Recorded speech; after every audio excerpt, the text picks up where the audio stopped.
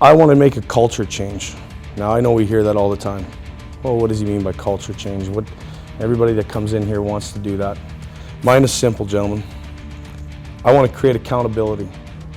I want to create self-accountability.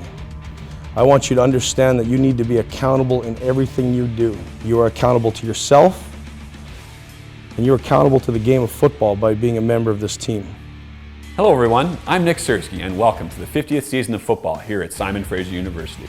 Last week, head coach Kelly Bates made his debut as the Clan opened their season with a 31-14 loss to Western Oregon University. Let's take a look at last week's game.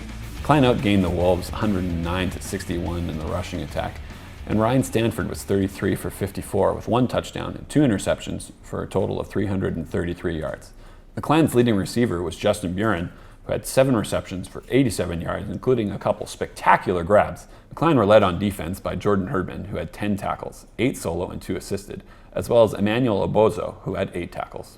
I had a chance to speak with Coach Bates earlier this week about the game. I think some things were proven last week in the fact that we maybe don't have the depth we need, and we aren't at the level of fitness to compete for full 4 quarters yet. But that's great. It's shown us where we are. It gives us a measuring stick. And now we move forward and understand what we need to do to accomplish what we want to get done. The Clan were led by junior running back Josh Hayden out of Chilliwack, BC, who had 162 yards on 26 combined touches. We had a chance to catch up with Hayden earlier. We've seen some pretty big holes at times, and thanks to the offensive line, they were cutting guys and moving people around, which is really helpful when you're trying to run through lanes when guys are getting pushed past the hole and you can cut back on them. Stanford was making awesome throws, and I was just lucky to be there to check down on a couple of plays, and Coach Pau put me in really good positions to be successful, and I wanted to go out there and execute for him and Coach Bates and our entire team.